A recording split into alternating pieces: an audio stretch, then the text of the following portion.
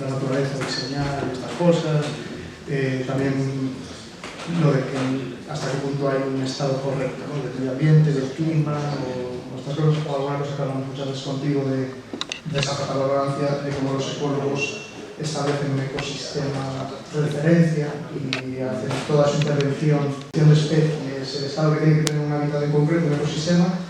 Y claro, de nuevo la foto fija, ¿no? Como lo del Partenón, o sea, ese es el ecosistema que ellos consideran correcto e intervienen. Si aparece una especie que no estaría en esa lista, pues lo eliminan, o bueno, y al final lo intentan adomar de nuevo, ese racionalismo, empirismo, datos objetivos, pero suele ser una cuestión más estética y subjetiva, ¿no? Bueno, sí. Sí, se puede estar un poco más corto. Vale, sí.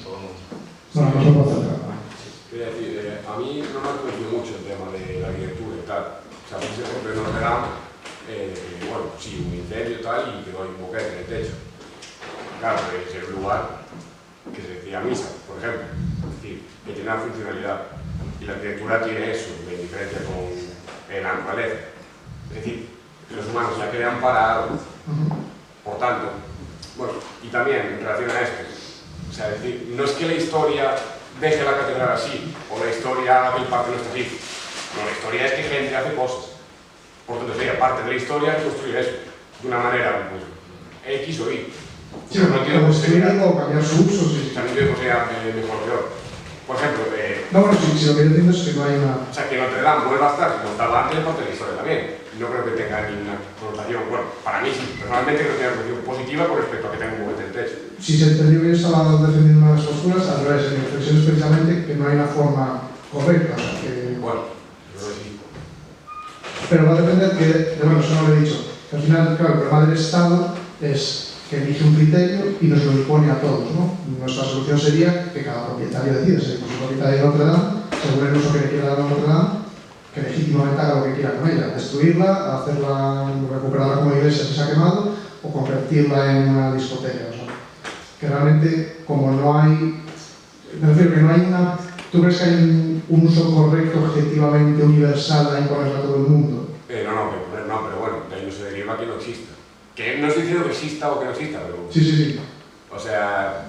No, bueno, yo también lo lanzamos como que no exista como afirmado. Es un tema que no he estudiado, de la estética, pero yo creo que, por ejemplo, sí que la arquitectura tiene un uso funcional, es decir, no construir... La naturaleza también, ojo. La naturaleza tiene un uso funcional para nosotros también, que nos cuesta a veces verlo precisamente como... Bueno, o sea, quizás puede tener un uso funcional, pero la arquitectura es necesariamente funcional, es decir, algo que se... Sí, se crea a propósito para algo, efectivamente, sí.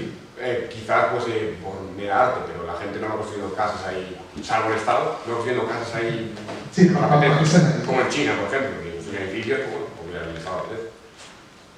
Sí. No, pero bueno, yo no pretendía decir que haya una versión. Y de nuevo, la pregunta es si existe, porque yo tampoco estoy afirmando ni que exista o no exista esa verdad objetiva de cómo está.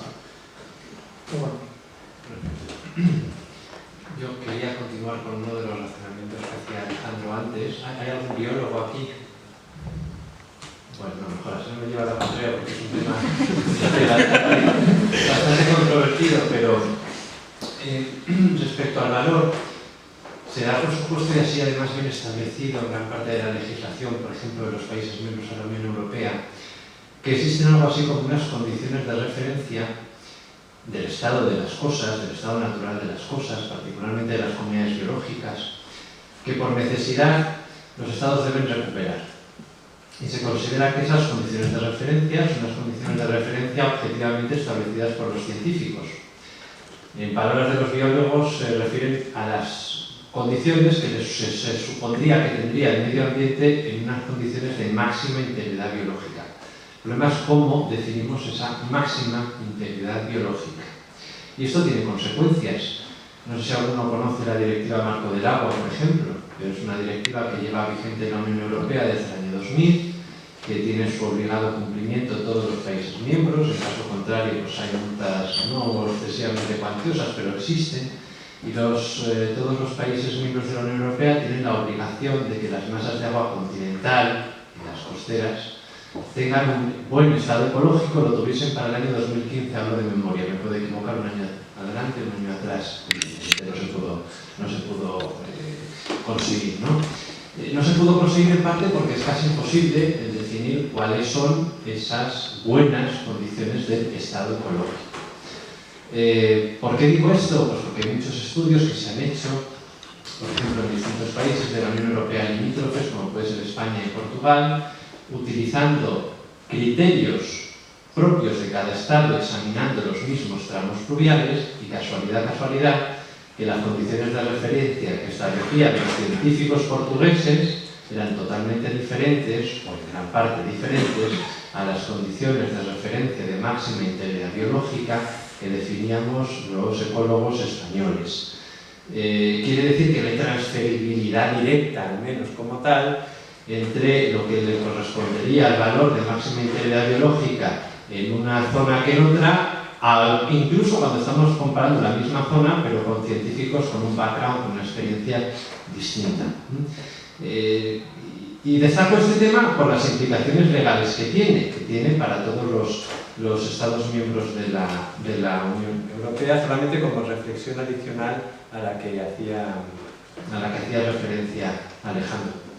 Sí, además, en este caso, algunos de esos ríos probablemente estaban a un lado y a otro de la frontera muy próximo, ¿no? O sea, que a nivel de efectos climáticos... O sea, se lleva a examinar en el mismo tramo fluvial, lo único que con índices elaborados por portugueses, índices elaborados por españoles, y se encontraron que esas categorías, ese modo de clasificación del estado ecológico, difería entre un país y otro, estudiando exactamente el mismo tramo fluvial, con una historia biogeográfica compartida, con unas condiciones ambientales análogas, etcétera, etcétera.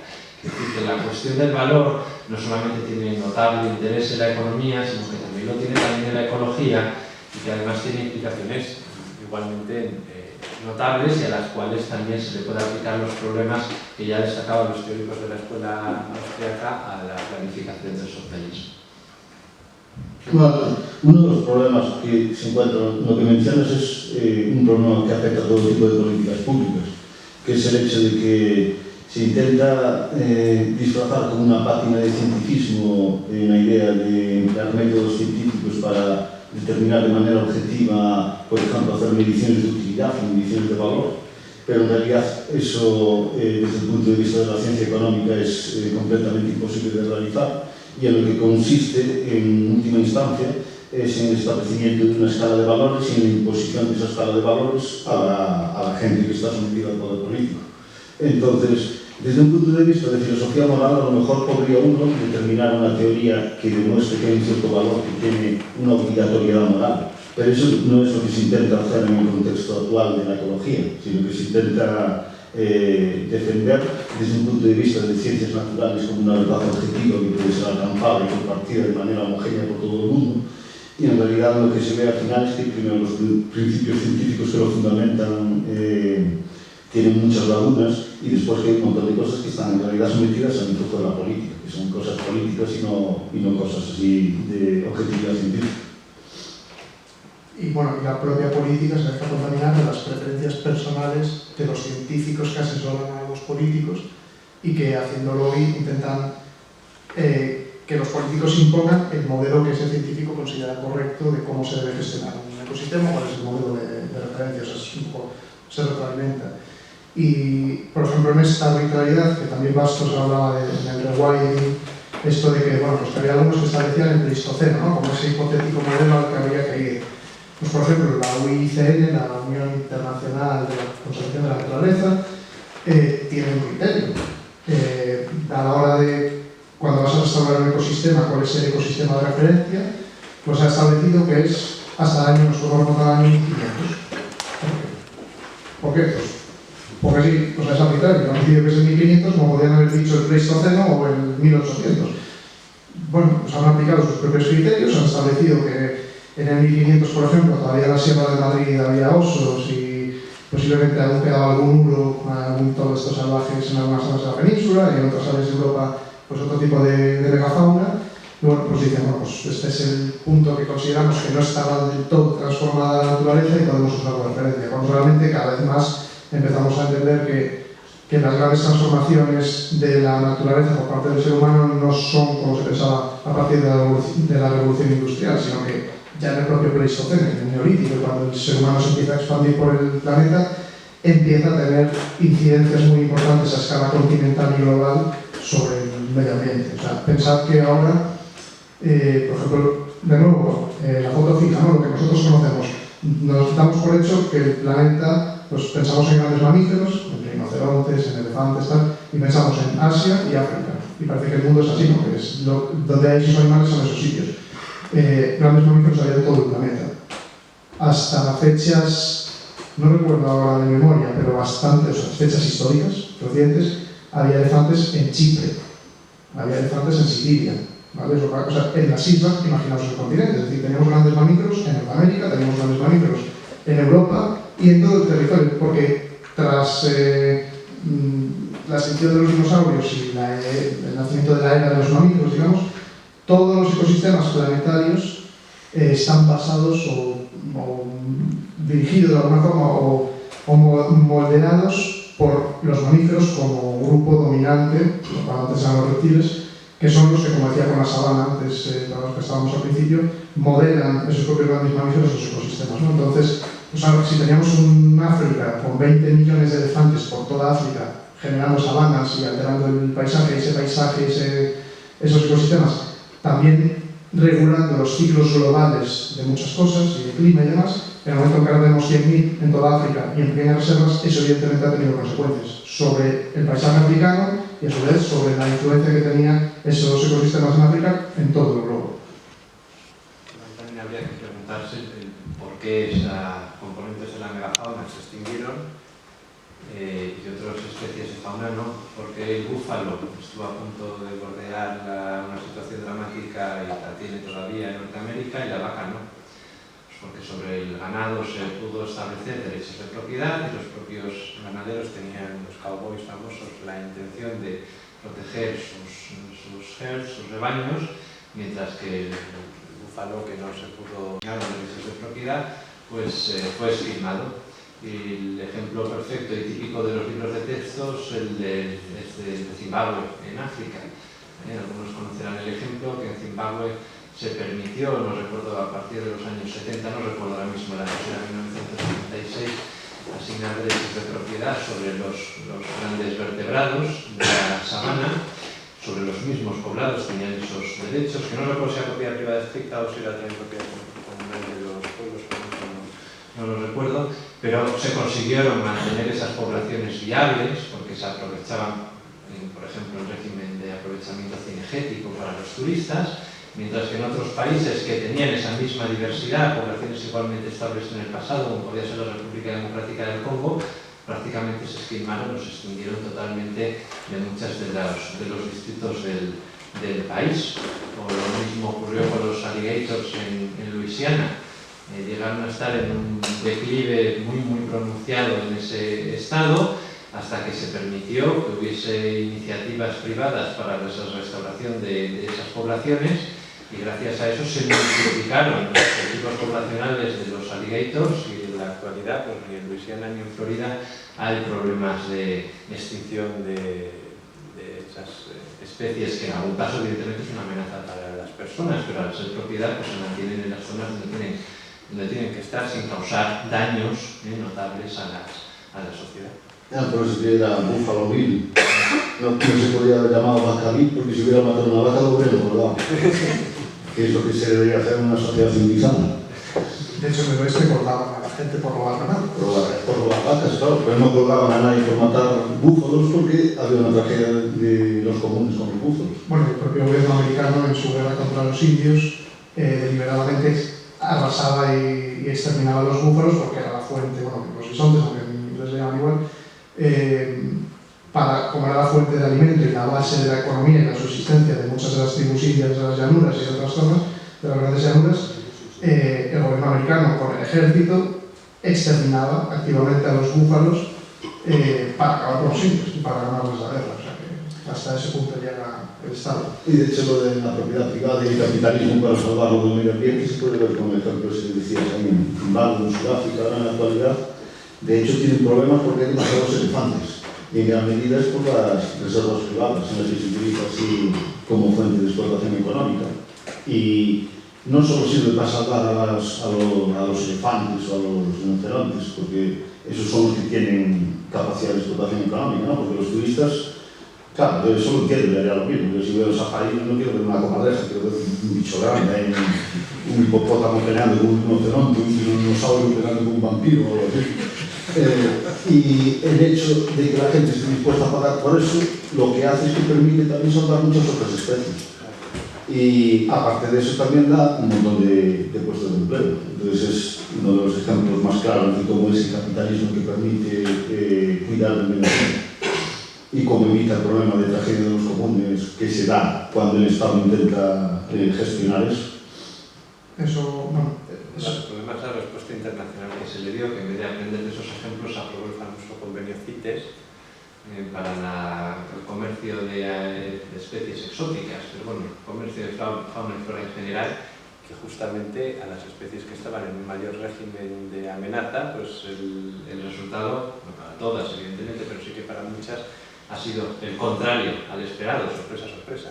es que es curioso eso que comentas ahora, porque precisamente por ese tipo de regulación a veces, yo por ejemplo alguna vez he comprado alguna planta que está en CITES o está protegida y en la etiqueta una de las cosas que te pone es prohibida su reproducción, porque hay un monopolio. Es decir, precisamente las especies más amenazadas hacen una regulación para protegerla que consiste en esta especie no se puede reproducir, poseer, tener, intercambiar, o sea, la condenas a desaparecer. El ejemplo que ponías del alligator, por ejemplo, o bueno, los propios bisontes, precisamente uno de los elementos que permite aumentar exponencialmente su población y salvarlos de la extinción no es solo que haya derechos de propiedad, es que se empiezan a criar. O sea, lo que apareció en el sur de Estados Unidos es que empezó a haber un montón de granjas donde criaban los alligators para vender la piel para los bolsos. Entonces se dejó de convertir en un problema donde se iban a los pantanos a arrasar con todos los caimanes para hacer bolsos y ropa y cosas y llevarlos a la extinción, a que sobran. De hecho, se hizo una regulación, creo que era que obligaban a las granjas al final de cada año pues, soltar la mitad de su producción o algo así, pues claro, al final había sobrepoblación. El bisonte lo mismo, hoy en día hay más bisontes privados en Estados Unidos que en parques nacionales, porque lo que han hecho muchos ganaderos es criar bisonte, porque además es una especie más dura, que se adapta mejor y explota mejor en los prados de las zonas más secas de Estados Unidos, mientras que las vacas necesitan más agua y otros recursos, y han dicho, bueno, pues vamos a criar bisontes para producir carne y se vende carne de bisonte y piel y un montón de productos. O sea, estos animales que hablaba yo antes del sudeste asiático y lo que es el tigre, especies de este tipo que están en peligro crítico, precisamente se ha prohibido cualquier cosa referente a ellos cuando la mejor solución para el tigre de Bengala podría ser, de hecho creo que en China empieza a haber, me suena que empieza a haber granjas de tigres, pues que se permitiese su cría. Oye, si los chinos están deseando comprar uña de tigre porque se creen que eso les cura no sé qué, o comer cualquier cosa de alguno de estos animales para la libido, pues permite que haya granjas que los críen en masa y los vendan y dejar de explotar las poblaciones salvajes.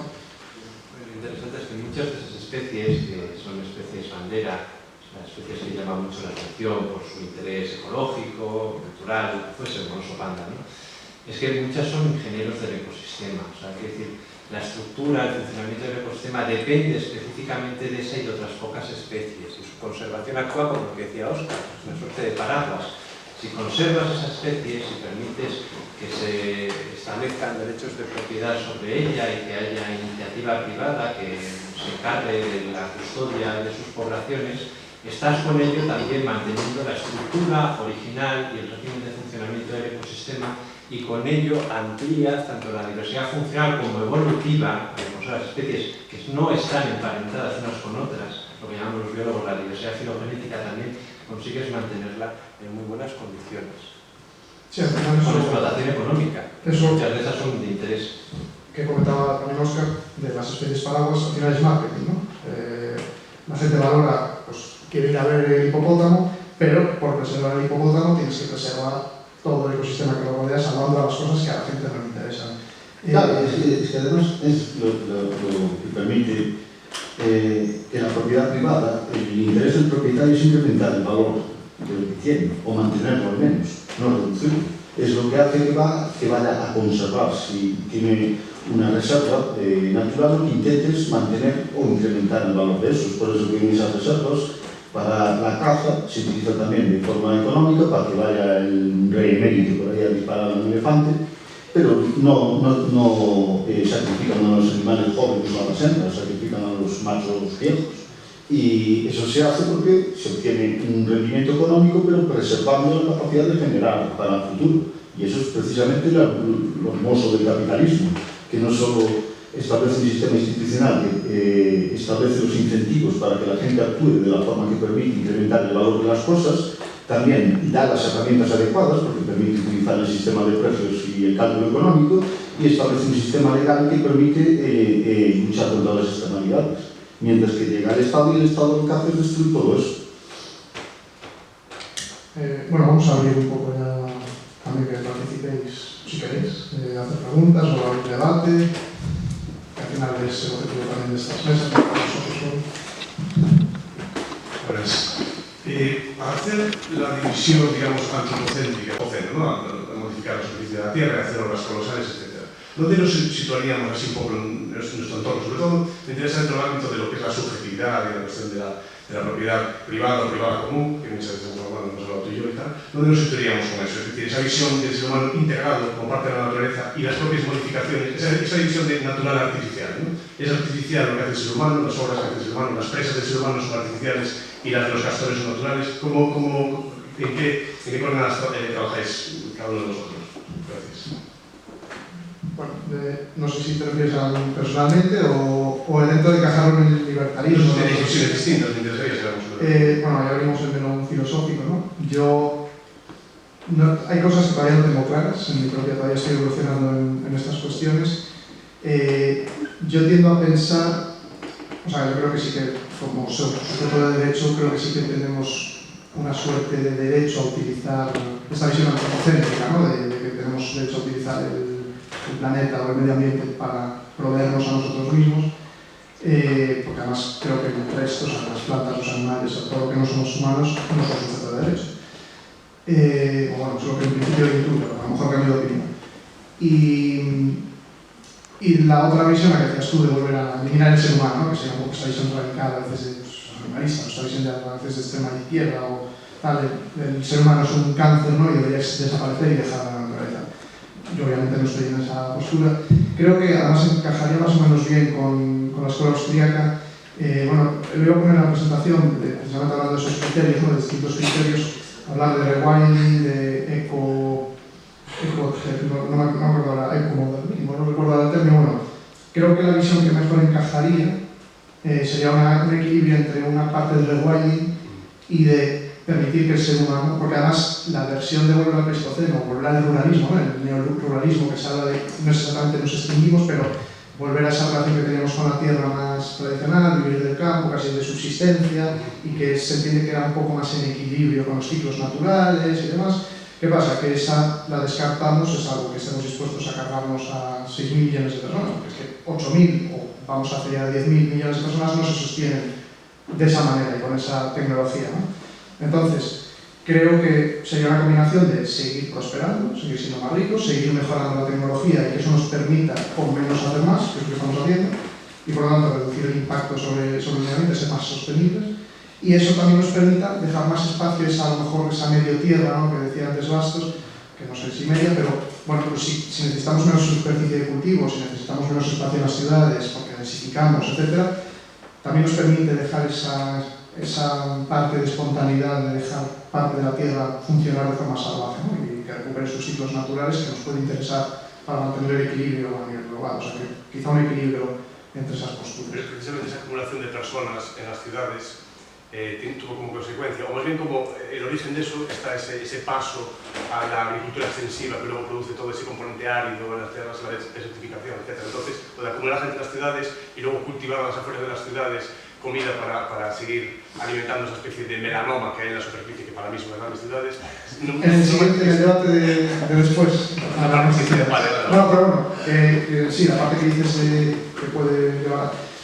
A ver, yo en principio soy defensor más de la intensificación que del extensivo, ¿no? Creo que el extensivo tiene su lugar y además siempre va a haber gente que quiera un chuletón de vaca que se ha criado en un prado de montaña, ¿no? Y que es un producto que tiene que estar. El problema es si podemos todos comer solo esa carne. O sea, si queremos comer todos cerdo y toda la población, de nuevo hay que intensificar. Y además eso, que yo creo que hay que intensificar, que hablaba antes ya por la mañana, preguntaba lo de si es mejor cultivar media finca y dejar otra media vuestra. Yo en principio me gusta más ese rollo, sin descartar que haya extensivo, que no una cosa intermedia, ¿no? Yo creo que pues está bien que cultives eucalipto intensivamente aquí para producir pasta de papel, que necesitamos celulosa y pasta de papel, y eso te permite dejar otra zona pues, a bosque salvaje maravilloso, y no una cosa intermedia que no termina de ser muy bonito. A este respecto, me tocó la desgracia de estar en tribunales de TCG esta semana, y había una chica que leía su TCG sobre las diferencias que había en el cultivo intensivo y extensivo agrícola a nivel mundial. Y para mi sorpresa encontró, tras una revisión bibliográfica más o menos exhaustiva, aunque no excesiva, no es un trabajo fin de grado, que en general para varios cultivos el cultivo en extensivo llegaba a ser tan productivo como el cultivo en intensivo, cosa que me sorprendió. Y quizá una de las soluciones es lo que se conoce comúnmente como las nature-based solutions, soluciones basadas en la naturaleza. Ella encontraba, por ejemplo, que en cultivos de arroz en Asia metían patos en los arrozales. Patos no para que se comiesen evidentemente el cultivo de arroz, sino para que sus excrementos sirviesen como abono, para nitrificar tanto el agua como los suelos. Entonces una alternativa podría ser, y de hecho hay que decir que en este aspecto la Comisión Europea ha tomado una posición clave a través de la Agencia de Protección Ambiental, que es incorporar, no de forma forzosa, pero posiblemente a futuro lo sea, las soluciones basadas en la naturaleza dentro de los sistemas sociales. Bueno, podría ser una manera. Es un debate que yo por lo menos, seguro que Oscar lo sabe mejor que yo, pero varios trabajos de los 80 de Douglas Smith hablaba sobre si la ecología era una rama de la economía o si por el contrario se podría considerar la economía como una subrama de la ecología. Yo desde luego no tengo una solución, ambas son fuertemente interdependientes, pero existen unas relaciones tan fuertes entre cómo funcionan los sistemas naturales en términos no locales, sistemas dinámicos complejos, que a un buen seguro se correlacionan muy bien con el sistema del funcionamiento de los sistemas económicos. Sí, bueno, en mi opinión yo creo que sería la ecología como una parte de la economía en cuanto afecta a los seres humanos. Y en relación a lo que preguntabas de la visión filosófica, yo al menos personalmente, yo soy aristotélico tomista, soy católico además, entonces creo que Dios nos puso en la tierra y nos dio dominio sobre la tierra, y eso significa que estamos legitimados para hacer actividades económicas aquí. Desafortunadamente, como nuestra naturaleza es caída, tiene que existir la propiedad privada, que es lo que sirve para resolver los conflictos, y ese es el sistema a través del cual creo que debe gestionarse eso, porque si no la idea otra de que considerar a los seres humanos como una especie de cáncer resulta un poco curiosa y contradictoria en mi opinión. Primero, porque yo nunca había las células cancerígenas en una persona así que está afectada por la enfermedad, haciendo comisiones y planes para salvar al organismo del cáncer, ¿no? Y diciendo, tenemos que ser nosotros los que cobremos conciencia y hagamos eso. La propia gente que considera a los seres humanos como culpables, en realidad nos están poniendo igual como algo separado, distinto del resto de los animales, a través del reconocimiento de la capacidad racional que tienen. Y también creo que en términos prácticos, quien crea que lo que tienen que hacer los seres humanos es desaparecer, que debería liderar como un ejemplo. Y en cuanto a lo de la solución en términos generales, yo creo que, bueno, hay una diferencia que tendría contigo, que yo no soy, creo, no tengo la visión negativa como tienes en hasta muy bien de las grandes ciudades. Vosotros sois un poco más del club Ted Kaczynski. Yo creo que las grandes ciudades que sí que tienen o pueden tener elementos muy positivos y contribuyen también a lo del medio ambiente, en el sentido de lo que mencionabas, de lo de dejar o liberar mucha más tierra que puede volver a ser recuperada por la naturaleza. Y también creo que depende que el desarrollo de muchas ciudades se volvió excesivo, pero por una forma no orgánica debido a los efectos de la propia intervención. Pero creo que en ausencia de intervención habría grandes ciudades y que esas que tendrían un efecto muy positivo también, en términos económicos y de medio ambiente. Non son contra as cidades. Después de lo que es. O campo está en prioridade con as cidades, eso sí. Pregunta de... Sí, bueno, simplemente por lo que dices, que sí que creo que es importante lo de que hemos hablado de separar la naturaleza y el hombre como que son dos cosas que no forman parte de uno del otro, ¿no? El hombre es naturaleza, o sea, en ese sentido sí que creo que somos lo mismo. Pero la academia se da por supuesto, Quiero decir, me refiero en el campo de la ecología como ciencia, si uno hace una revisión de los papers científicos, en el 95% y posiblemente me quede corto, se da por supuesto que existe una separación de facto entre el hombre y la naturaleza. El hombre como un agente que causa impactos ambientales y la naturaleza como una suerte de ser autorregulador que los recibe y sufre por ello. Es una cosa pura. Sí. Boas. Yo soy pescador, ¿no?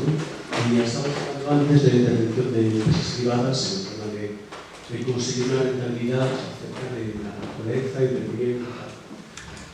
Yo creo que la intervención más grande privada que existe ahora mismo es que la Asociación de Protección del Salmón del Atlántico Norte ha comprado los derechos de pesca de salmón en Asfedor para que los salmones lleguen a España, Francia, Inglaterra, ya al norte viven allí, no hay ningún problema con tal. Y ellos pagan porque no se pesquen los salmones se pueden pescar deportivamente en España, por ejemplo. Vale, ¿qué es lo que pasa? El salmón llega a España y lo jodemos nosotros de otra forma, directamente. O sea, la sobrepopulación, la pesca furtiva, la contaminación de los ríos está haciendo que cada vez haya menos salmones y independientemente de que una política totalmente honesta, en particular que compre los derechos para que esos salmones lleguen, la propia estructura de las ciudades evita que esos salmones se sigan reproduciendo. Se reproducen en nuestros ríos. Viven allá, pero vienen bajo un par de veces en su vida a reproducirse aquí. Incluso mueren aquí. La cuestión es que cada vez hay menos. Y cada vez el impacto de la sociedad no solamente en los salmones. Hablo de los salmones porque es lo que conozco. En América, por ejemplo, para conseguir ese tipo de turismo de pesca, estaban en el río completo. Llegan a envenenarlo, matan todo lo que hay, para conseguir que todas las especies vuelvan a ser las iniciales. ¿Vale? Pero para conseguir eso, con lo que es la presión ambiental sobre esos entornos. Evidentemente, somos muchos. El asunto es que de lo que estás hablando, a lo que remite así a lo de la presión de la sociedad, no es estrictamente hablando de la presión de la sociedad. De lo que podría hablar es de la presión estatal, porque es el Estado que tiene la propiedad sobre los ríos, es el Estado que tiene la propiedad sobre las aguas costeras, es el Estado que tiene la propiedad sobre la mayor parte del terreno. Entonces, el actual sistema institucional en el que nos movemos y en el que ocurren esos problemas es un sistema estatista, no es un sistema de propiedad privada, no es un sistema que permita lo del establecimiento del capitalismo, no es un sistema en el que haya una defensa contundente del derecho de propiedad. De hecho, lo que hablabas de comprar los derechos a las Islas Feroe, ¿quién tiene esos derechos? Es más bien una visión mercantilista en la que hay una institución política que es la que se arroga el derecho de utilización de esos recursos, no es que haya propiedad privada. Entonces, en mi opinión, la forma de solucionar eso, ¿cuál sería? Privatizarlo todo. Privatizar los ríos, privatizar las costas, privatizar el mar, privatizarlo todo, destruir el Estado. Esa sería la forma de resolverlo. Es que además, precisamente el ejemplo que pones, supongamos que las Islas Feroe son privadas y los ganaderos donde se han comprado esos derechos son privados y alguien ha pagado a través del mercado para que no se pesquen esos salmones. El problema es que precisamente cuando llegan aquí, llegan a un problema de bienes públicos, porque los salmones, en cuanto entran en los ríos españoles, que son estatales, el salmón en sí mismo se considera de dominio público, entonces te has cargado todos los incentivos, la propiedad privada y cualquier otro mecanismo que pudieras hacer, que por ejemplo, pues el río Mandeo fuese de una entidad de pesca, de pescadores, deportiva, o de una entidad conservacionista, o de lo que sea, que en ese río, por ejemplo, no permita pescar, o pesquen, pero teniendo en cuenta que hay que dejar suficientes. Hoy en día es estatal, es la Xunta la que establece los cupos. Oficialmente en el Mande, por ejemplo, se pescan, creo que son 5 al año. La realidad es que se pescan 100, no 5, pero bueno, porque es furtivismo. Pero es un problema de bienes públicos, precisamente, porque no, lo que acaba de decir él. Entonces, de todas formas, el ejemplo de comprar los derechos es un buen ejemplo de cómo a través del mercado se puede proteger. Eso ya desde hace muchos años algunas entidades ecologistas entendieron eso y se hacía, por ejemplo, con derechos de corta. Pues unos ecologistas en Navarra querían proteger un hayedo centenario magnífico, ese hayedo se subastaba para su corta y lo que hacían era pujar. Es decir, bueno, yo pujo en la subasta de la madera para comprar, para no cortar las hayas y que se queden ahí. Se planteó también para el lobo, que se subastaba, creo que era en Zamora, puede ser, subastaban lobos para cazar y estaba el José Luis Rodríguez, ¿cómo se llama el biólogo este que hace documentales? No, el que está vivo, no sale ahora, uno muy famoso que sale en documentales, creo que sí. Ese hizo un movimiento para conseguir fondos para comprar esa subasta para que no se cazase ese lobo. Eso es una forma de mercado de propiedad privada para preservar, en este caso, algo que controla el Estado, pero bueno, que es una cosa intermedia. Luis Miguel. Sí, bueno, aparte es que ese tema ha habido pruebas, por ejemplo, en Escocia hay tramos fluviales que son enteramente privados y que han conseguido la recomposición de las comunidades piscícolas. En Montana en su momento también parte de los cauces eran privados y se aprovechaban para explotación de pesca y los canaderos, etcétera, pues funcionaba bastante bien porque el propio interés de los propietarios era tener los canaderos en su mejor expresión, ¿no? con la máxima biomasa que pudiese.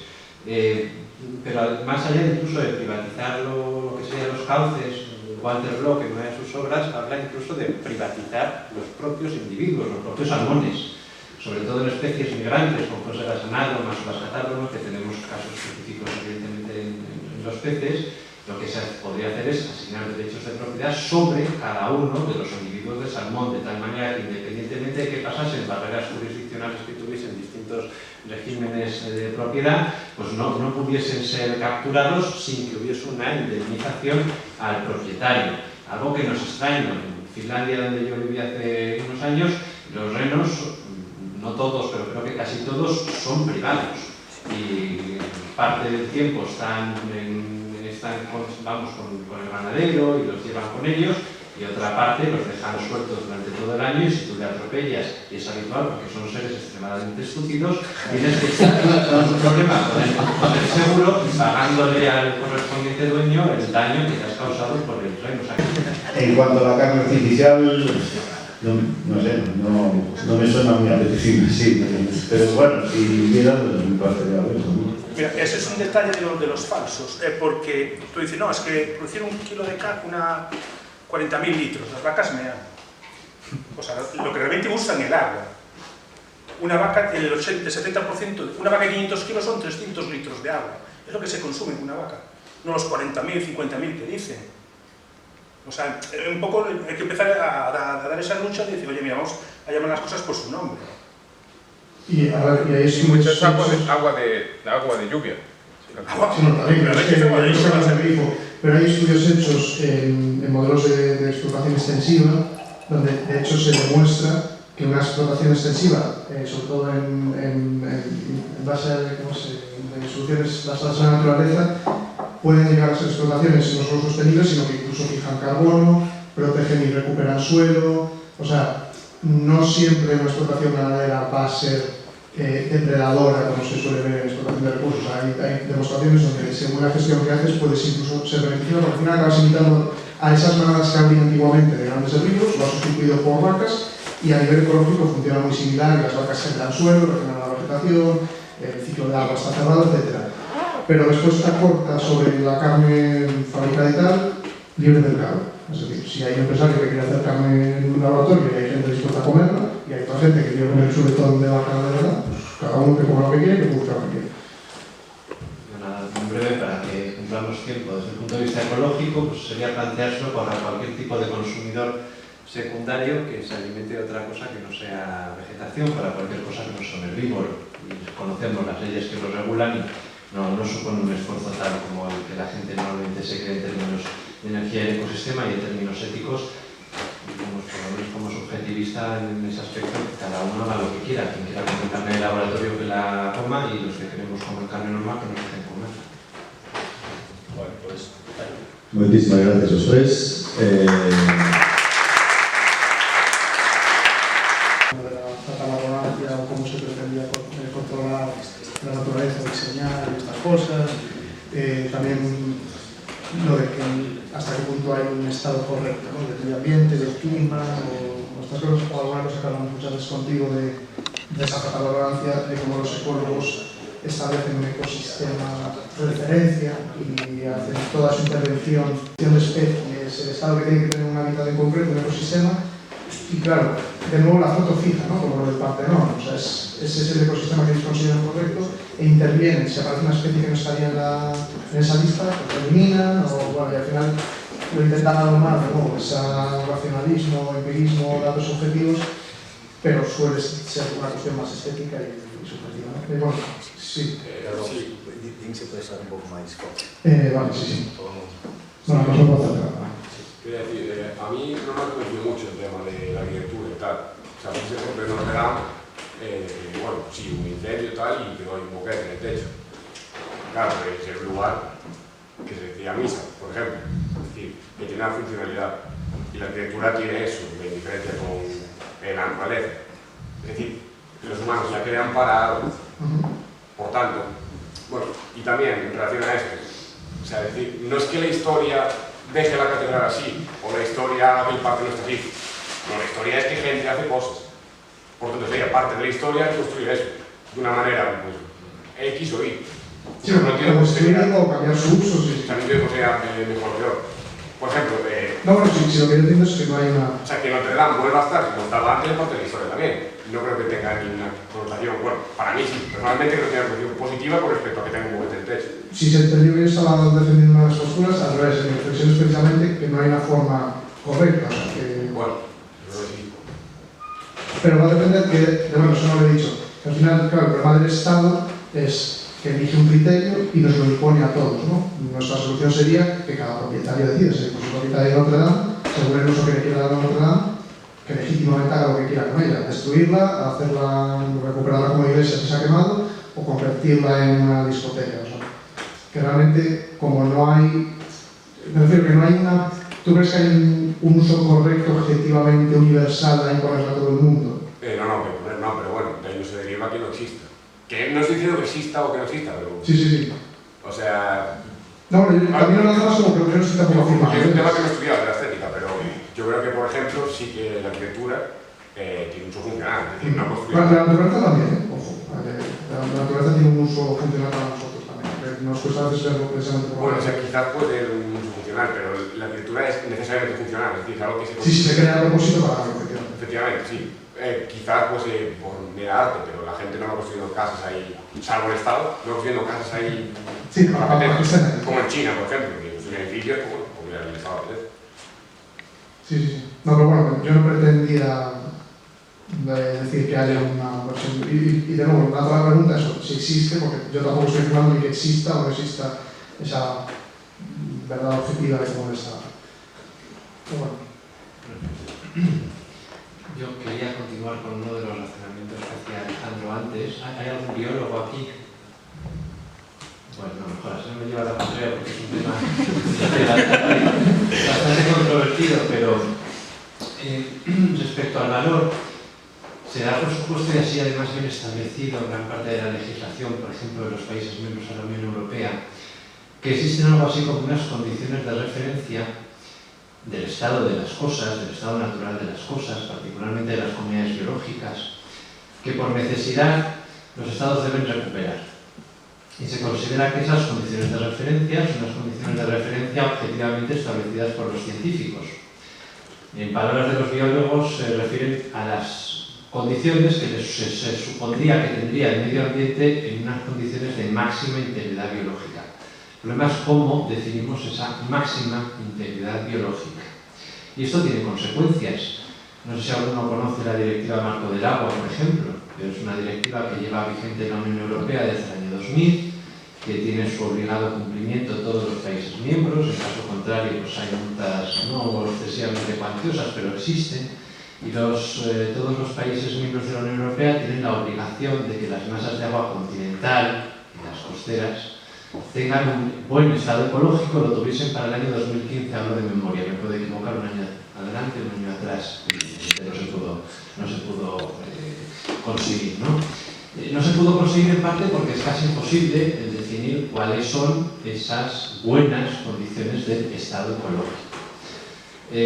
¿Por qué digo esto? Pues porque hay muchos estudios que se han hecho, por ejemplo, en distintos países de la Unión Europea limítrofes, como puede ser España y Portugal, utilizando criterios propios de cada estado, examinando los mismos tramos fluviales, y casualidad, que las condiciones de referencia que establecían los científicos portugueses eran totalmente diferentes, o en gran parte diferentes, a las condiciones de referencia de máxima integridad biológica que definíamos los ecólogos españoles. Quiere decir que no hay transferibilidad directa, al menos como tal, entre lo que le correspondería al valor de máxima integridad biológica en una zona que en otra, incluso cuando estamos comparando la misma zona, pero con científicos con un background, con una experiencia distinta. Y destaco este tema por las implicaciones legales que tiene para todos los Estados miembros de la Unión Europea, solamente como reflexión adicional a la que hacía referencia Alejandro. Sí, además en este caso algunos de esos ríos probablemente estaban a un lado y otro de la frontera muy próximo, ¿no? O sea, que a nivel de efectos climáticos... O sea, se lleva a examinar en el mismo tramo fluvial, lo único que con índices elaborados por portugueses, índices elaborados por españoles, y se encontraron que esas categorías, ese modo de clasificación del estado ecológico, difería entre un país y otro, estudiando exactamente el mismo tramo fluvial, con una historia biogeográfica compartida, con unas condiciones ambientales análogas, etcétera, etcétera.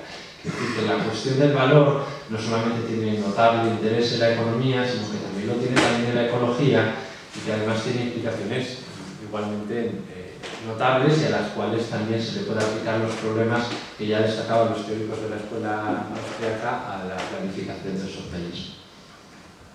Bueno, uno de los problemas que se encuentran, lo que mencionas es un problema que afecta a todo tipo de políticas públicas, que es el hecho de que se intenta disfrazar con una pátina de cientificismo una idea de emplear métodos científicos para determinar de manera objetiva, por ejemplo, hacer mediciones de utilidad o mediciones de valor, pero en realidad eso, desde el punto de vista de la ciencia económica, es completamente imposible de realizar, y en lo que consiste, en última instancia, es en el establecimiento de una escala de valores y en la imposición de esa escala de valores a la gente que está sometida al poder político. Entonces, desde un punto de vista de filosofía moral, a lo mejor podría uno determinar una teoría que demuestre que hay un cierto valor que tiene una obligatoriedad moral, pero eso no es lo que se intenta hacer en el contexto actual de la ecología, sino que se intenta defender desde un punto de vista de ciencias naturales como una verdad objetiva que puede ser alcanzada y compartida de manera homogénea por todo el mundo, y en realidad lo que se ve al final es que primero los principios científicos que lo fundamentan tienen muchas lagunas, y después que hay un montón de cosas que están en realidad sometidas al influjo de la política, que son cosas políticas y no cosas así de objetividad científica.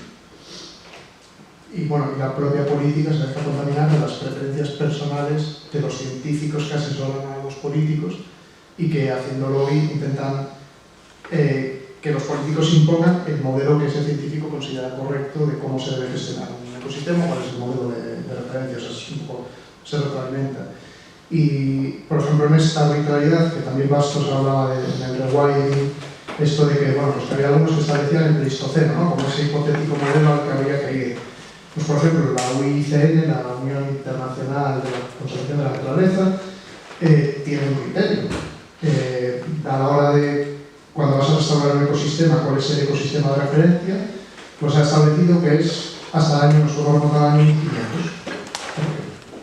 ¿Por qué? Pues porque sí, o sea, es arbitrario, no decide que es en 1500, como podrían haber dicho el Pleistoceno o en 1800.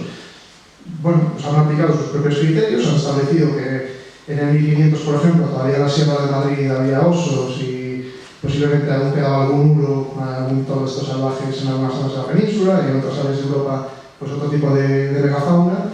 Y bueno, pues dicen, bueno, pues este es el punto que consideramos que no estaba del todo transformada la naturaleza y podemos usarlo de referencia. Cuando realmente cada vez más empezamos a entender que las grandes transformaciones de la naturaleza por parte del ser humano no son como se pensaba a partir de la revolución industrial, sino que ya en el propio Pleistoceno, en el Neolítico, cuando el ser humano se empieza a expandir por el planeta, empieza a tener incidencias muy importantes a escala continental y global sobre el medio ambiente. O sea, pensad que ahora, por ejemplo, de nuevo, la foto fija, ¿no? Lo que nosotros conocemos, nos damos por hecho que el planeta, pues pensamos en grandes mamíferos, en rinocerontes, en elefantes, tal, y pensamos en Asia y África. Y parece que el mundo es así, ¿no? Que es donde hay esos animales son esos sitios.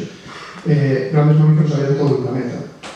Hasta fechas, no recuerdo ahora de memoria, pero bastantes, o sea, fechas históricas, recientes, había elefantes en Chipre, había elefantes en Siberia, ¿vale? O sea, en las islas, imaginaos el continente, es decir, teníamos grandes mamíferos en Norteamérica, teníamos grandes mamíferos en Europa y en todo el territorio, porque tras la extinción de los dinosaurios y el nacimiento de la era de los mamíferos, digamos, todos los ecosistemas planetarios están basados o dirigidos de alguna forma o moldeados por los mamíferos como grupo dominante, cuando antes eran los reptiles, que son los que, como decía con la sabana antes, para los que estábamos al principio, modelan esos propios grandes mamíferos los ecosistemas, ¿no? Entonces, pues, si teníamos un África con 20 millones de elefantes por toda África, generando sabanas y alterando el paisaje, esos ecosistemas, también regulando los ciclos globales de muchas cosas y el clima y demás,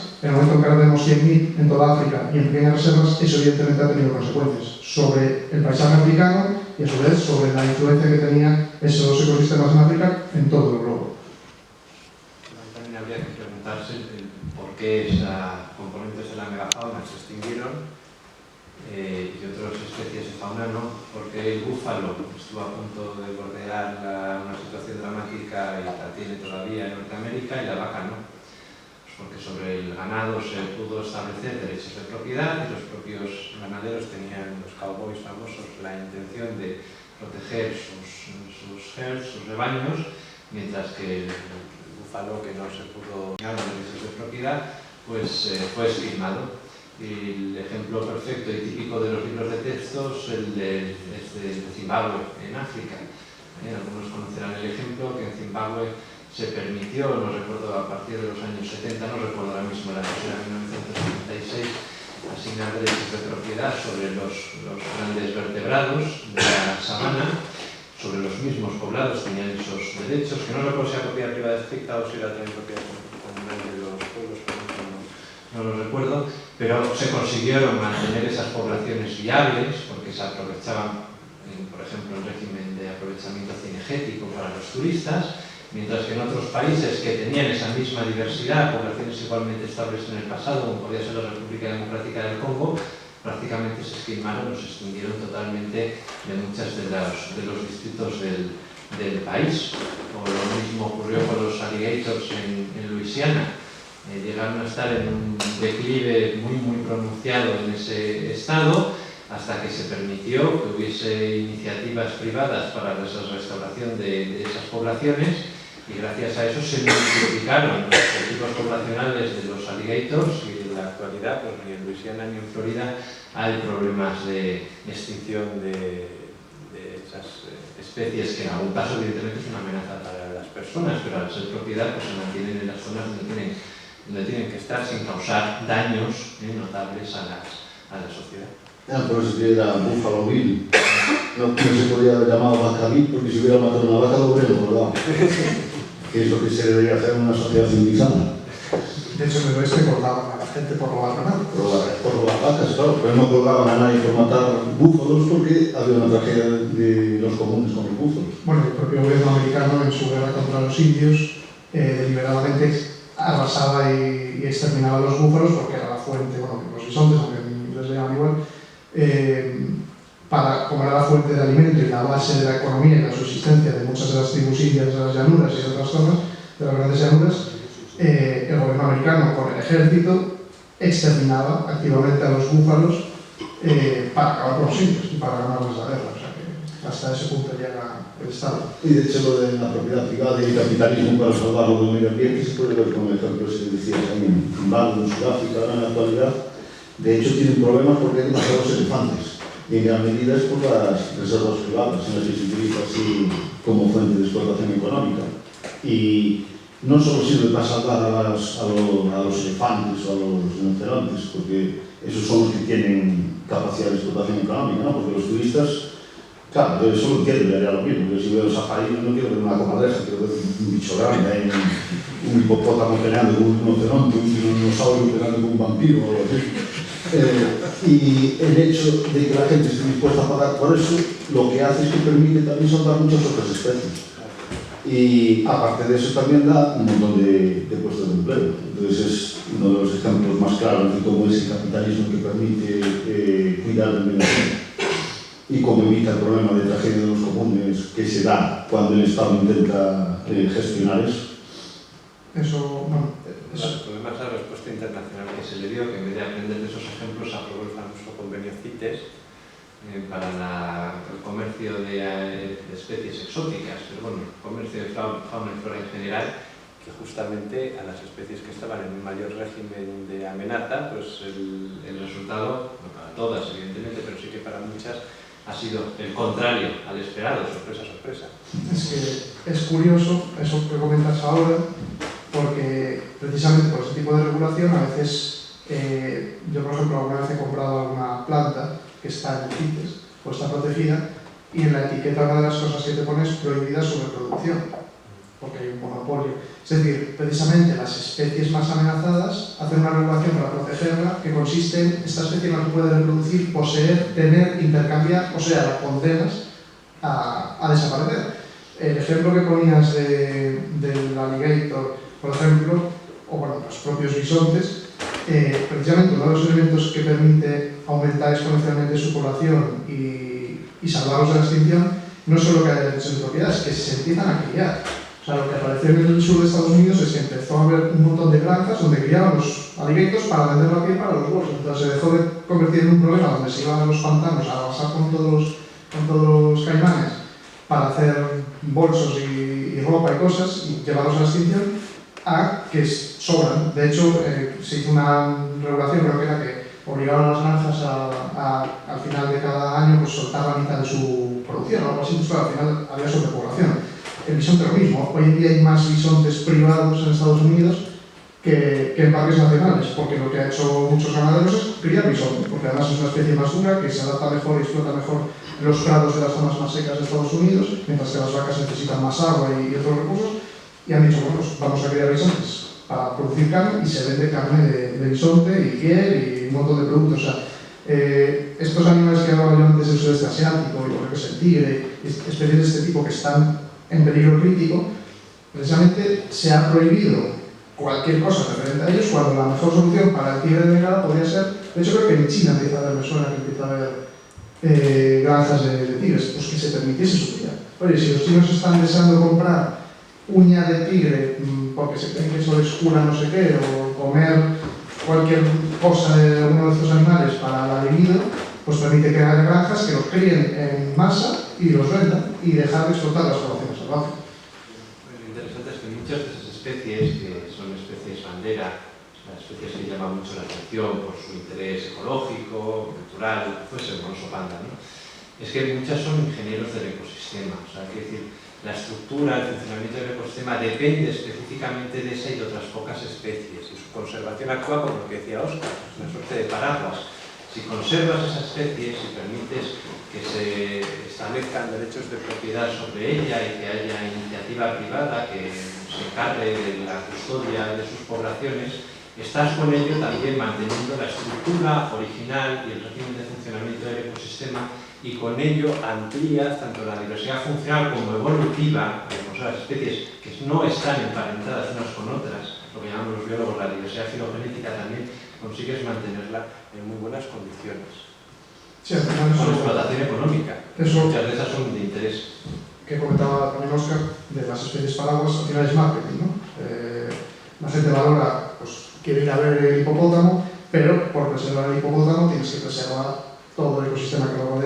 las cosas que a la gente no le interesan.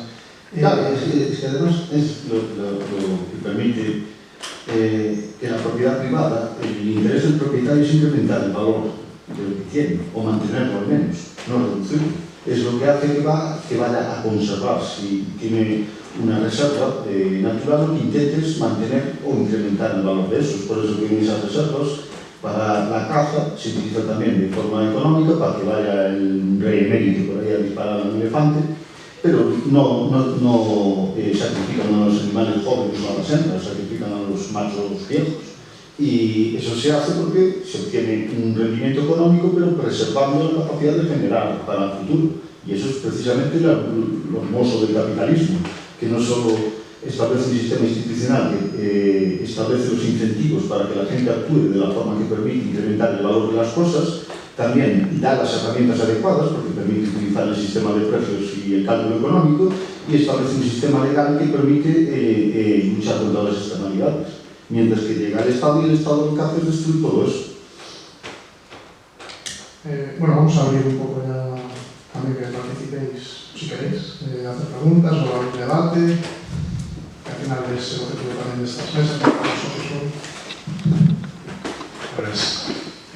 Para hacer la división, digamos, antropocéntrica, ¿no? A modificar la superficie de la Tierra, hacer obras colosales, etc. ¿Dónde nos situaríamos así un poco en nuestro entorno? Sobre todo me interesa dentro del ámbito de lo que es la subjetividad y la cuestión de la propiedad privada o privada común, que muchas veces hemos hablado tú y yo y tal. ¿Dónde nos situaríamos con eso? Es decir, esa visión del ser humano integrado como parte de la naturaleza y las propias modificaciones, esa división de natural a artificial, ¿no? Es artificial lo que hace el ser humano, las obras que hace el ser humano, las presas del ser humano son artificiales y las de los castores son naturales. ¿En qué coordenadas trabajáis cada uno de vosotros? Gracias. Bueno, no sé si te refieres a personalmente o dentro de encajarlo en el libertarismo. Hay visiones distintas, me interesaría saber. Bueno, ya abrimos el melón filosófico, ¿no? Hay cosas que todavía no tengo claras, en mi propia todavía estoy evolucionando en estas cuestiones. Yo tiendo a pensar, o sea, yo creo que sí que, como sujeto de derecho, creo que sí que tenemos una suerte de derecho a utilizar esta visión antropocéntrica, ¿no? De que tenemos derecho a utilizar el planeta o el medio ambiente para proveernos a nosotros mismos, porque además creo que el resto, o sea, las plantas, los animales, todo lo que no somos humanos, no somos sujetos de derecho. O bueno, es lo que en principio intuyo, a lo mejor cambio de opinión. Y la otra visión, la que decías tú, de volver a eliminar el ser humano, ¿no? Que sería un poco esa visión radical a veces de animalista, esta visión a veces de extrema izquierda o tal, el ser humano es un cáncer, ¿no? Y debería desaparecer y dejar la naturaleza. Yo obviamente no estoy en esa postura. Creo que además encajaría más o menos bien con la escuela austríaca. Bueno, lo iba a poner en la presentación, precisamente hablando de esos criterios, ¿no? De distintos criterios, hablar de rewilding, de no me acuerdo ahora, ecomodernismo, no recuerdo ahora el término. Bueno, creo que la visión que mejor encajaría sería un equilibrio entre una parte del rewilding y de permitir que el ser humano, porque además la versión de volver al Pleistoceno, volver al ruralismo, ¿no? El neoruralismo que se habla de, no exactamente nos extinguimos, pero volver a esa relación que teníamos con la tierra más tradicional, vivir del campo, casi de subsistencia, y que se entiende que era un poco más en equilibrio con los ciclos naturales y demás. ¿Qué pasa? Que esa la descartamos, es algo que estemos dispuestos a cargarnos a 6.000 millones de personas, porque es que 8.000 o vamos hacia 10.000 millones de personas no se sostienen de esa manera y con esa tecnología, ¿no? Entonces, creo que sería una combinación de seguir prosperando, seguir siendo más ricos, seguir mejorando la tecnología y que eso nos permita con menos hacer más, que es lo que estamos haciendo, y por lo tanto reducir el impacto sobre el medio ambiente, ser más sostenibles. Y eso también nos permita dejar más espacio, a lo mejor esa medio tierra, ¿no? Que decía antes Bastos, que no sé si media, pero bueno, pues si necesitamos menos superficie de cultivo, si necesitamos menos espacio en las ciudades, porque densificamos, etc., también nos permite dejar esa parte de espontaneidad, de dejar parte de la tierra funcionar de forma salvaje, ¿no? Y que recupere sus ciclos naturales, que nos puede interesar para mantener el equilibrio a nivel global. O sea, que quizá un equilibrio entre esas posturas. Pero precisamente esa acumulación de personas en las ciudades tuvo como consecuencia, o más bien como el origen de eso está ese paso a la agricultura extensiva que luego produce todo ese componente árido en las tierras, la desertificación, etc. Entonces, lo de acumular gente en las ciudades y luego cultivar a las afueras de las ciudades comida para seguir alimentando esa especie de melanoma que hay en la superficie, que para mí son las grandes ciudades. En el siguiente, en el debate de después, hablamos de ciudades. Bueno, pero bueno, sí, la parte que dices que puede llevar a ver, yo en principio soy defensor más de la intensificación que del extensivo, ¿no? Creo que el extensivo tiene su lugar y además siempre va a haber gente que quiera un chuletón de vaca que se ha criado en un prado de montaña, ¿no? Que es un producto que tiene que estar. El problema es si podemos todos comer solo esa carne. O sea, si queremos comer como cerdo y toda la población, de nuevo hay que intensificar. Y además eso, que yo creo que hay que intensificar, que hablaba antes ya por la mañana, preguntaba lo de si es mejor cultivar media finca y dejar otra media bosca. Yo en principio me gusta más ese rollo, sin descartar que haya extensivo, que no una cosa intermedia, ¿no? Yo creo que pues está bien que cultives eucalipto intensivamente aquí para producir pasta de papel, que necesitamos celulosa y pasta de papel, y eso te permite dejar otra zona pues, a bosque salvaje maravilloso, y no una cosa intermedia que no termina de ser muy bonito. A este respecto, me tocó la desgracia de estar en tribunales de TFG esta semana, y había una chica que leía su TFG sobre las diferencias que había en el cultivo intensivo y extensivo, agrícola a nivel mundial. Y para mi sorpresa encontró una revisión bibliográfica más o menos exhaustiva, aunque no excesiva, hablamos de un trabajo fin de grado, que en general para varios cultivos, el cultivo en extensivo llegaba a ser tan productivo como el cultivo en intensivo, cosa que me sorprendió. Quizá una de las soluciones es lo que se conoce comúnmente como las nature-based solutions, soluciones basadas en la naturaleza. Ella encontraba, por ejemplo, que en cultivos de arroz en Asia metían patos en los arrozales. Patos no para que se comiesen evidentemente el cultivo de arroz, sino para que sus excrementos sirviesen como abono, para nitrificar tanto el agua como los suelos. Entonces una alternativa podría ser, y de hecho hay que decir que en este aspecto la Comisión Europea ha tomado una posición clave a través de la Agencia de Protección Ambiental, que es incorporar, no de forma forzosa, pero posiblemente a futuro lo sea, las soluciones basadas en la naturaleza dentro de los temas sociales.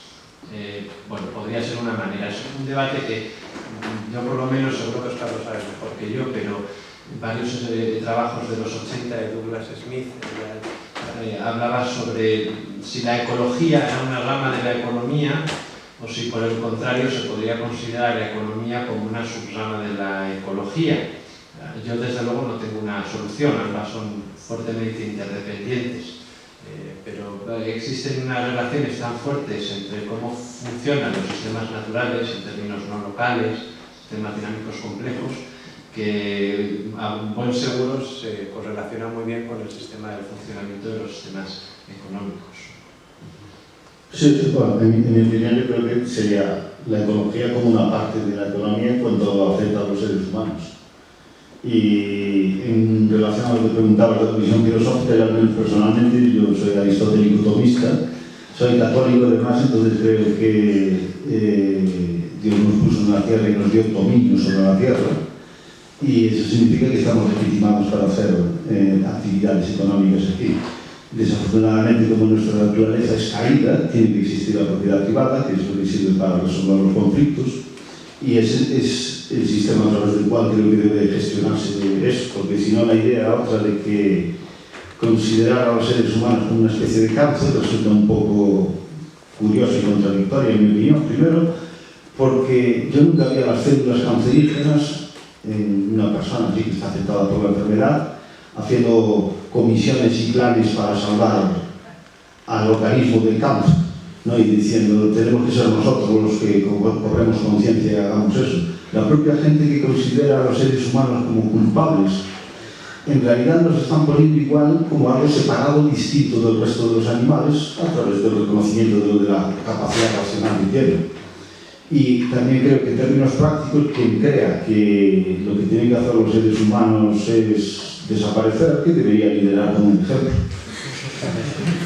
Y en cuanto a lo de la solución en términos generales, yo creo, bueno, hay una diferencia que tendría contigo, que yo no soy, creo, no tengo esa visión negativa como tienes en esta opinión de las grandes ciudades. Vosotros sois un poco más del club Ted Kaczynski, Yo creo que las grandes ciudades que sí que tienen o pueden tener elementos muy positivos y contribuyen también a lo del medio ambiente, en el sentido de lo que mencionabas, de lo de dejar o liberar mucha más tierra que puede volver a ser recuperada por la naturaleza. Y también creo que depende que el desarrollo de muchas ciudades se volvió excesivo, pero por una forma no orgánica debido a los efectos de la propia intervención. Pero creo que en ausencia de intervención habría grandes ciudades y que esas que tendrían un efecto muy positivo también, en términos económicos y de medio ambiente. Non son todas as cidades. Despois do que O campo está en inferioridade con as cidades, sí. Pregunta de... Sí, bueno, simplemente por lo que dices, que sí que creo que es importante lo de que hemos cerrado, lo de separar la naturaleza y el hombre, como que son dos cosas que no forman parte de uno del otro, ¿no? El hombre es naturaleza, o sea, en ese sentido sí que creo que somos lo mismo. Pero la academia se da por supuesto, Quiero decir, me refiero en el campo de la ecología como ciencia, si uno hace una revisión de los papers científicos, en el 95%, y posiblemente me quede corto, se da por supuesto que existe una separación de facto entre el hombre y la naturaleza. El hombre como un agente que causa impactos ambientales y la naturaleza como una suerte de ser autorregulador que los recibe y sufre por ello. Una cosa pura. Sí. Boas. Yo soy pescador, ¿no? Y estamos hablando antes de la intervención de empresas privadas en el tema de conseguir una rentabilidad acerca de la naturaleza y del medio ambiente. Yo creo que la intervención más grande privada que existe ahora mismo es que la Asociación de Protección de Salmón del Atlántico Norte ha comprado los derechos de pesca de salmón en Asfedor para que los salmones lleguen a España, Francia, Inglaterra, ya al norte viven allí, no hay ningún problema con tal. Y ellos pagan porque no se pesquen los salmones se pueden pescar deportivamente en España, por ejemplo. Vale, ¿qué es lo que pasa? El salmón llega a España y lo jodemos nosotros de otra forma, directamente. O sea, la sobrepopulación, la pesca furtiva, la contaminación de los ríos está haciendo que cada vez haya menos salmones y independientemente de que una política totalmente honesta, en particular que compre los derechos para que esos salmones lleguen, la propia estructura de las ciudades evita que esos salmones se sigan reproduciendo. Se reproducen en nuestros ríos. Viven allá, pero vienen bajo un par de veces en su vida a reproducirse aquí. Incluso mueren aquí. La cuestión es que cada vez hay menos. Y cada vez el impacto de la sociedad no solamente los salmones, hablo de los salmones porque es lo que conozco. En América, por ejemplo, para conseguir ese tipo de turismo de pesca, restauran el río completamente. Llegan a envenenarlo, matan todo lo que hay para conseguir que todas las especies vuelvan a ser las iniciales. ¿Vale? Pero para conseguir eso, con lo que es la presión ambiental sobre esos entornos. Evidentemente, somos muchos. Pero el asunto es que de lo que estás hablando, a lo referirte así a lo de la presión de la sociedad, no es estrictamente hablando de la presión de la sociedad. De lo que podría hablar es de la presión estatal, porque es el Estado que tiene la propiedad sobre los ríos, es el Estado que tiene la propiedad sobre las aguas costeras, es el Estado que tiene la propiedad sobre la mayor parte del terreno. Entonces, el actual sistema institucional en el que nos movemos y en el que ocurren esos problemas es un sistema estatista, no es un sistema de propiedad privada, no es un sistema que permita lo del establecimiento del capitalismo, no es un sistema en el que haya una defensa contundente del derecho de propiedad. De hecho, lo que hablabas de comprar los derechos a las Islas Feroe, ¿quién tiene esos derechos? Es más bien una visión mercantilista en la que hay una institución política que es la que se arroga el derecho de utilización de esos recursos, no es que haya propiedad privada. Entonces, en mi opinión, la forma de solucionar eso, ¿cuál sería? Privatizarlo todo. Privatizar los ríos, privatizar las costas, privatizar el mar, privatizarlo todo, destruir el Estado. Esa sería la forma de resolverlo. Es que además, precisamente el ejemplo que pones, supongamos que las Islas Feroe son privadas y los caladeros donde se han comprado esos derechos son privados y alguien ha pagado a través del mercado para que no se pesquen esos salmones. El problema es que precisamente cuando llegan aquí, llegan a un problema de bienes públicos, porque los salmones, en cuanto entran en los ríos españoles, que son estatales, el salmón en sí mismo se considera de dominio público, entonces te has cargado todos los incentivos, la propiedad privada y cualquier otro mecanismo que pudieras hacer, que por ejemplo pues el río Mandeo fuese de una entidad de pesca, de pescadores, deportiva, o de una entidad conservacionista, o de lo que sea, que en ese río, por ejemplo, no permita pescar, o pesquen, pero teniendo en cuenta que hay que dejar suficientes. Hoy en día es estatal, es la Junta la que establece los cupos. Oficialmente en el Mandeo, por ejemplo, se pescan, creo que son 5 al año. La realidad es que se pescan 100, no 5, pero bueno, porque es furtivismo. Pero es un problema de bienes públicos, precisamente, porque no, lo que acaba de decir él. Entonces, de todas formas, el ejemplo de comprar los derechos es un buen ejemplo de cómo a través del mercado se puede proteger. Eso ya desde hace muchos años algunas entidades ecologistas entendieron eso y se hacía, por ejemplo, con derechos de corta. Pues unos ecologistas en Navarra querían proteger un hayedo centenario magnífico, ese hayedo se subastaba para su corta y lo que hacían era pujar y decir, bueno, yo pujo en la subasta de la madera para comprar, para no cortar las hayas y que se queden ahí. Se planteó también para el lobo, que se subastaba, creo que era en Zamora, puede ser, subastaban lobos para cazar y estaba el José Luis Rodríguez, ¿cómo se llama el biólogo este que hace documentales? No, el que está vivo, no sale ahora, un famoso que sale en documentales, creo que sí. Ese hizo un movimiento para conseguir fondos para comprar esa subasta para que no se cazase ese lobo. Eso es una forma de mercado de propiedad privada para preservar, en este caso, algo que controla el Estado, pero bueno, que es una cosa intermedia.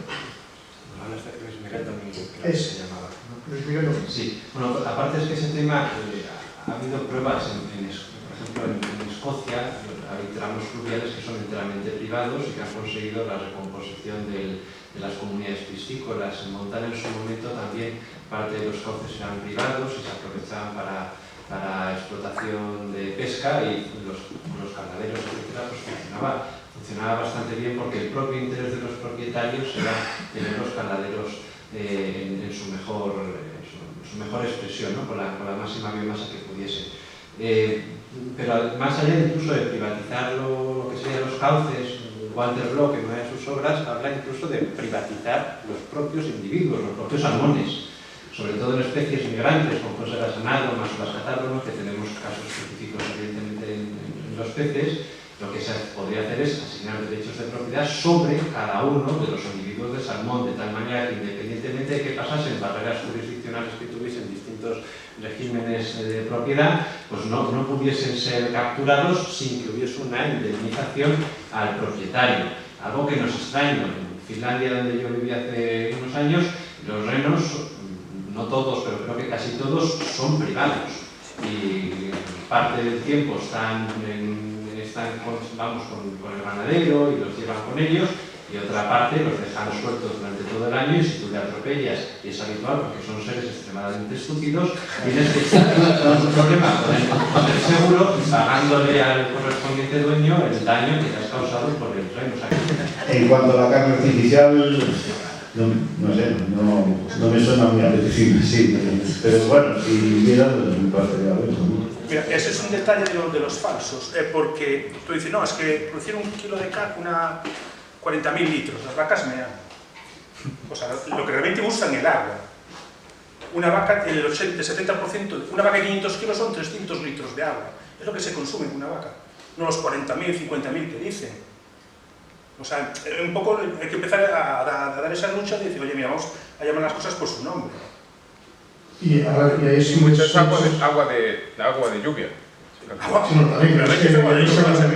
Pero hay estudios hechos en modelos de explotación extensiva donde de hecho se demuestra que una explotación extensiva, sobre todo en base a soluciones basadas en la naturaleza, pueden llegar a ser explotaciones no solo sostenibles, sino que incluso fijan carbono, protegen y recuperan suelo. O sea, no siempre una explotación ganadera va a ser depredadora, como se suele ver en explotación de recursos. Hay demostraciones donde, según la gestión que haces, puedes incluso ser beneficioso, porque al final acabas imitando a esas manadas que había antiguamente de grandes herbívoros, lo has sustituido por vacas, y a nivel ecológico funciona muy similar, y las vacas generan suelo, regeneran la vegetación, el ciclo de agua está cerrado, etc.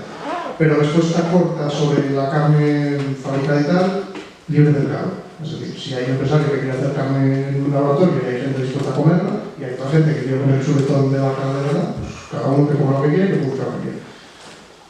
Nada, en breve, para que cumplamos tiempo desde el punto de vista ecológico, pues sería planteárselo para cualquier tipo de consumidor secundario que se alimente de otra cosa que no sea vegetación, para cualquier cosa que no sea herbívoro. Y conocemos las leyes que lo regulan y no supone un esfuerzo tal como el que la gente normalmente se cree en términos de energía y ecosistema, y en términos éticos, digamos, por lo menos como subjetivista en ese aspecto, que cada uno haga lo que quiera. Quien quiera comer carne de laboratorio que la coma, y los que queremos comer carne normal que nos dejen comer. Bueno, pues... Muchísimas gracias a los tres.